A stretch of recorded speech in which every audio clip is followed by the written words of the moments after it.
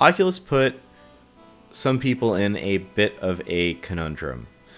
Around the exact same time, both the Oculus Rift S and the Oculus Quest were released, both for the exact same price of $400.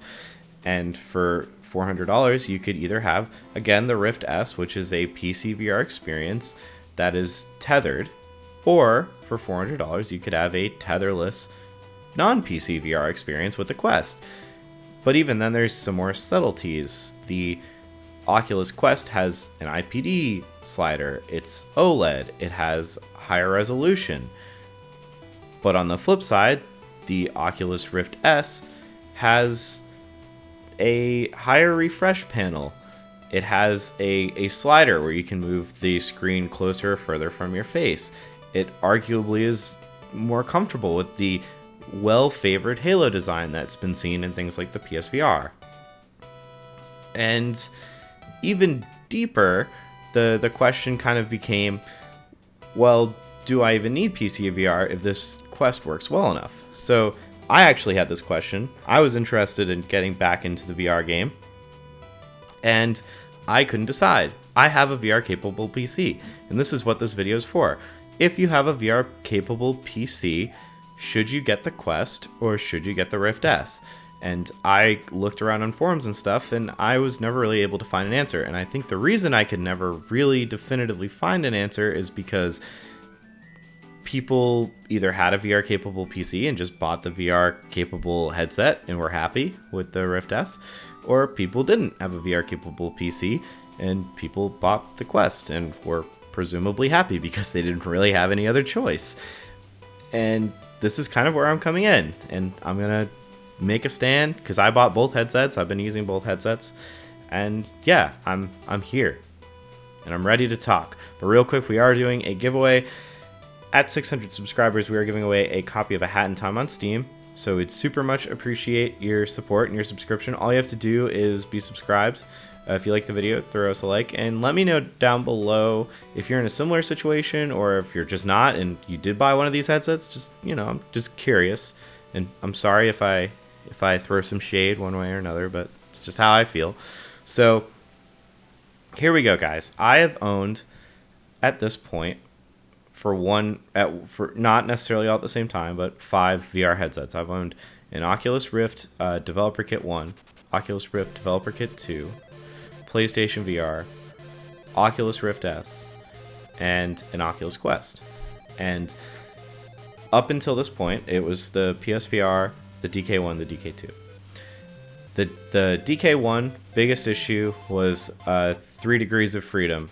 That was personally not great for me. Like, you could have great experiences, but you could tell 6 degrees of freedom was what we needed. DK2, 6 degrees of freedom, limited 6 degrees of freedom. Really could only track you in a narrow range. And even then, there was still, for both of these, there was resolution issues, screen door effect issues, but these are the key issues. PSVR comes out. I couldn't do the tracking. The tracking was just so bad for me. The controller solution was terrible. The setup was terrible. And this kind of goes back to all these headsets. I just didn't start realizing it until things like the Quest and the Rift S came out. The setup for these is a huge pain in the ass, especially for PSVR. That thing is just a mess of cables, and my understanding is the actual CV1, the consumer version 1 of the Oculus Rift, requires just a ton of USB ports and stuff like that. Just setting up sensors, calibrating sensors, relying on sensors at all, they clutter up your room, they're a pain, and it was at what cost? It was like, I'm setting up all this stuff, and it's not working super great, and I'm still kind of getting a little sick sometimes. So, like, what is this? At what point is this worth it? So yeah, I ended up selling all those. And here we are between the Rift S and the Quest. I will say right off the bat, both resolve to an extent the setup issue. There's only one cable for the Rift S and there's 0 cables for the Quest, and the inside-out tracking works really well. But then we get even further into kind of the nitty-gritty of, well, the experience.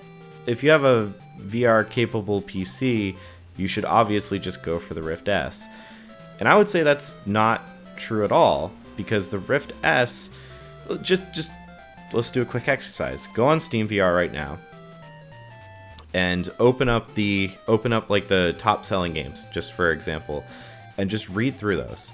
And like, yeah, you'll see Fallout 4 and you'll see Skyrim, but then try to find a few other games that, you know, are in the top sellers that you really, really want to play. And you're probably going to wind up somewhere along the lines of Beat Saber, Super Hot, or games, you know, of similar nature, like Space Pirate Trainer, Tilt Brush. These are just all very Rec Room, VR Chat, Poker Star VR. And once you really examine all of those games, one, go to the Oculus Quest store and you'll find all those games are there. And two, that was just at launch. Like, that was literally day one, all of these games were there. And three, you look at those games and you notice it's really about the experience more than the graphics. You see a lot of games like Rec Room, Beat Saber, Super Hot. They look good, but they're simple in their design, and those made it to the Quest. So, just right off the bat, for me, just when I was going into this thinking about this, I was like, well, I can live without Skyrim and Fallout, personally, because those were really the two big games, and eventually No Man's Sky, that I wanted to play as like dedicated PC VR games. And that's something that you can think of for yourself, like, can I live without those? And for me, I've been playing with both. I much prefer playing PokerStar VR to something like Skyrim at the moment. But next I want to talk about something that probably, at least in my mind, wasn't very present. The idea of sideloading content on the Quest. And this is actually going to lead into one of the worst parts of the Quest. The Quest is a closed ecosystem. If you buy a Oculus Rift S, you can play Steam VR games. Steam is very open with their VR platform. If you buy an Oculus Quest, you are essentially stuck, grounded to not only the Oculus store, but the Oculus Quest store. And this was one of my biggest issues. This means if I buy a game like Super Hot, and 2 or 3 years down the line I upgrade to a different headset, like let's say I got an Index for $400 3 years down the line, I'll have to rebuy that game. I won't be able to take that Quest version and play it on my PC. That's locked down on the Quest. And that was and still is a big deal to me. But two things on that. One, I've basically kind of decided I'm keeping the Quest. The Quest is really great, and I think will last me many years, to the point where if I upgrade in like 5 years, say, those games will probably be pretty cheap. Like, I could probably get Super Hot for like $10, and I'll live for that. It's small price to pay. And two is this kind of idea of sideloading, where it's pretty easy. I'm being dead honest here. It was easier for me to set up sideloading on my Oculus Quest than it was to fully set up my Oculus Rift S. And that means getting it to talk to Windows correctly, behave with Windows, get the USB port so they weren't turning off every couple minutes, get the Guardian system and the Steam VR Guardian system set up, getting everything kind of working, all that background layer software working. It was much quicker to set up the Oculus Quest for sideloading. And what sideloading is putting your Quest in developer mode and putting extra software on there. And extra software is two things. One, it allows you to break out of that ecosystem. So you can try betas of games, you can try demos of games, you can add mods to things like Beat Saber custom songs. But two, and more importantly, and again, I have a 5G router. I think this is more or less required for what I'm about to say. You can add software, sideload some software that will actually stream VR content to your Oculus Quest. This means I can play Steam VR games on my PC and stream them to my Oculus Quest. And is it as good as playing on the Oculus Rift S? No.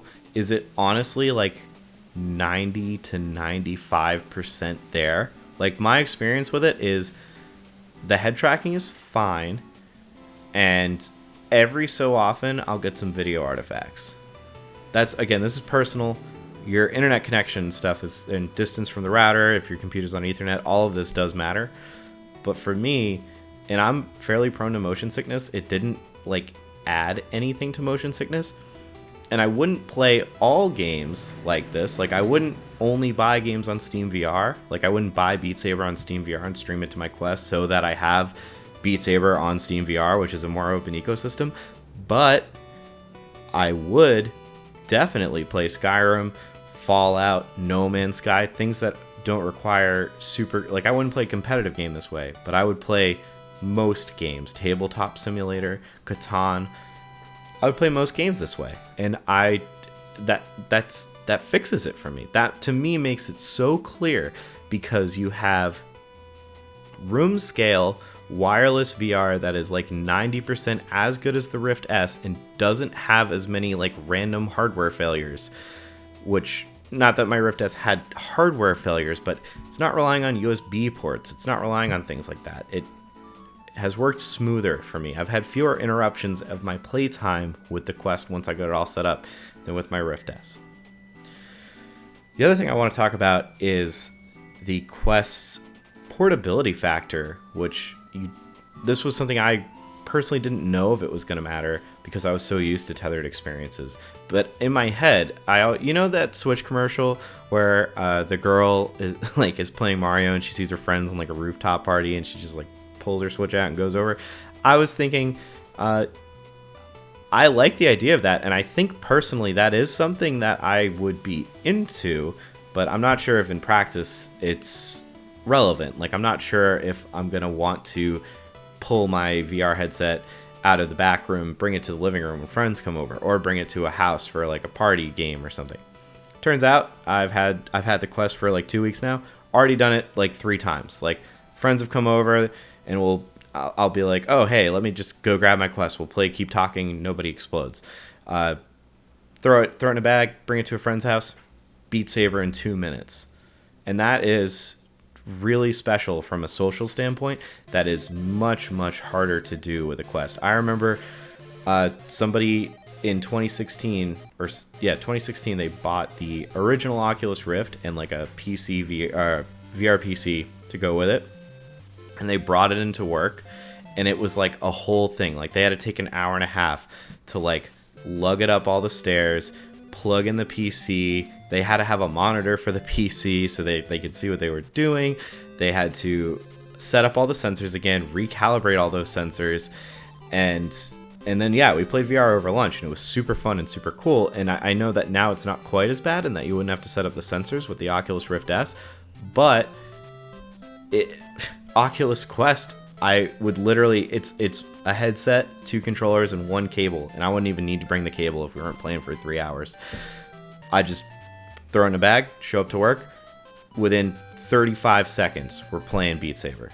No problems. And that's something that's really special that, again, I wasn't sure if I personally was going to use that. Turns out I use it all the time, so far. Another thing with the portability is I can just watch so like my VR setup, and I imagine most people, because it's PCVR stuff, my PC is set up at a desk in like kind of a back room. But yeah, it's set up at a desk, and really the only chair I can sit in that's within the tether range is an office chair, which is okay. It's not great if I want to do something like watch a movie or relax or like read something, go on the internet. The Rift S, watching a movie, yeah, it's fine doing like big screen or whatever and sitting in my office chair. With the Quest, if I want to watch something cool, I just pick it up, move to the living room, sit on my couch. It's that easy. If I want a bigger room to play in, I can move out to the living room. If my girlfriend needs a living room or has there's friends over or whatever, I just pick it up, bring it to the back room. It's like so flexible, and it remembers a certain number of spaces, so it's not like you're setting things up every time. And that's something that, again, you lose with the Rift S. If you want to do something like that, you'd have to move your PC, which personally, it is not impossible for me to do, but it sucks. And this just really liberates you. And then the whole tether thing, the tether really bothers me. Like, I've been playing a lot of Superhot on the Quest. I have not played Superhot on the Rift S. I cannot imagine playing that game with a tether, because I am turning around. I am like jumping, not jumping literally, but you know, I'm like lunging in and out, like all over the place. The tetherless experience is really, really cool. And it really does like add a lot to the immersion factor, to the point that I would say it's worth it. And the last thing that I'll just say on the Quest, I think the choice is going to be pretty obvious if you haven't picked up already, but the last thing I'll just say is I was worried about the Quest games quality. Like, we've talked about streaming games and stuff, but I was worried about how the games would work at all. Turns out they work pretty damn good. That Snapdragon, it holds up, and we'll see as the years go on. But again, at the moment, and in the last few years even, the hottest VR experiences don't require insane PCs. We're talking PokerStars VR, we're talking Rec Room, we're talking Superhot, we're talking Beat Saber. And all these made it to the Quest day one, and they look pretty damn good, with the exception of Beat Saber's doing it. And to me, that's just it. That's the dream, is to be uncompromised in VR. So yeah, the Rift S is, if you know for a fact, like if you're buying this to play like No Man's Sky and Skyrim and like basically big AAA games that, and only big like you're buying it for, like if you're buying a headset for No Man's Sky, because I'm sure some people will be, buy the PCVR headset. If you know for a fact that's what you're going to be doing with it. But if you're like me and you're probably just going to play No Man's Sky VR for like 10 hours ish, you know, check it out, have some fun, get in there, definitely go with the Quest. The Quest has so many benefits that the Rift S doesn't. That's not even like a hardware or software thing. Well, I guess it technically is a hardware thing. It's just the liberating freedom of it all. So yeah, I like the Quest a lot more than the Oculus Rift S, and a lot more than any other headset, a lot more than the Index, from the perspective that the Index seems cool as all hell, but that thing's $1,000, so I could buy 2.5 Oculus Quests, or an Oculus Quest, and basically as many games as I want, and there's no setup, whereas the Valve Index will have much more setup than even the Rift S, because you have to set up those base stations. So I think the Quest, especially once you take sideloading into account, is really a revolutionary product for casuals and enthusiasts into VR. And I look forward to seeing how the device and the community grows with it. But that's all from me, guys. That's my long VR shtick. I hope this helped someone, because like I made this video because I needed help and I was having trouble finding that help. So let me know what you guys think down below. That's all from me, guys. I'll catch you guys next time.